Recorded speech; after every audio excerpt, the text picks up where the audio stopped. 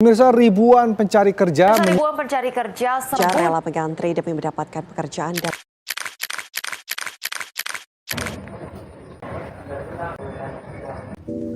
Pernah nggak sih kalian mikir, kenapa banyak banget lulusan baru yang susah dapat kerja? Padahal nih setiap tahun kita lihat berita ya, selalu ada janji-janji pemerintah soal lapangan kerja baru.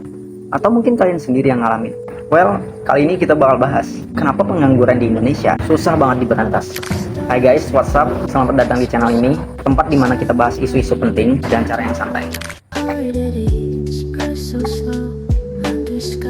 Kali ini kita bakal ngomongin masalah yang udah lama banget jadi PR besar di Indonesia, yaitu pengangguran. Tingkat pengangguran di Indonesia itu ada di angka 5%. Sekilas terlihat rendah, tapi kalau kita bahas lebih dalam, realitanya tuh gak seindah itu. Banyak dari yang gak nganggur sebenarnya masuk kategori pekerja informal dengan penghasilan yang gak pasti. Masalahnya tuh lebih kompleks dari sekedar angka. Kenapa pengangguran di Indonesia masih jadi ngomong? Ini bukan soal satu hal aja ya, tapi itu bukan masalah.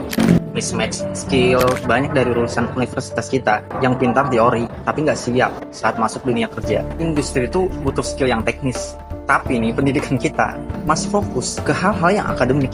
Lapangan kerja yang terbatas, job creation tuh tumbuhnya lambat banget, kalah jauh sama fresh graduate setiap tahunnya. Ditambah lagi perusahaan besar yang milih otomatisasi dibanding nambah karyawan baru, investasi yang ribet banget. Meski Pak Prabowo bilang akan tarik investasi besar-besaran, kenyataannya tuh pelaku bisnis lokal dan asing, banyak dari mereka yang merasa terhambat regulasi karena ribet banget. Tapi kita nggak bisa nyalahin sistemnya doang. Tantangan global kayak resesi, konflik geopolitik, dan perubahan teknologi juga punya dampak besar. Jadi nih, PR-nya bukan cuma di dalam negeri.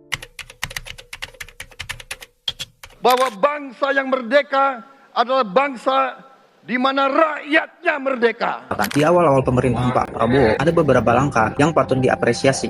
Seperti ini, mendorong investasi sektor strategis, meningkatkan program latihan kerja, dan digitalisasi UMKM. Sounds good, right? Tapi nih, apakah kebijakan ini efektif di lapangan? Contohnya, investasi besar seringkali menguntungkan tenaga kerja asing dibanding lokal, karena mereka punya skill yang lebih siap. Selain itu, pelatihan kerja pemerintah sering nggak menjangkau daerah-daerah terpencil. UMKM juga bisa terhambat sama akses modal dan teknologi. So, kebijakan yang bagus aja nggak cukup kalau implementasinya setengah-setengah.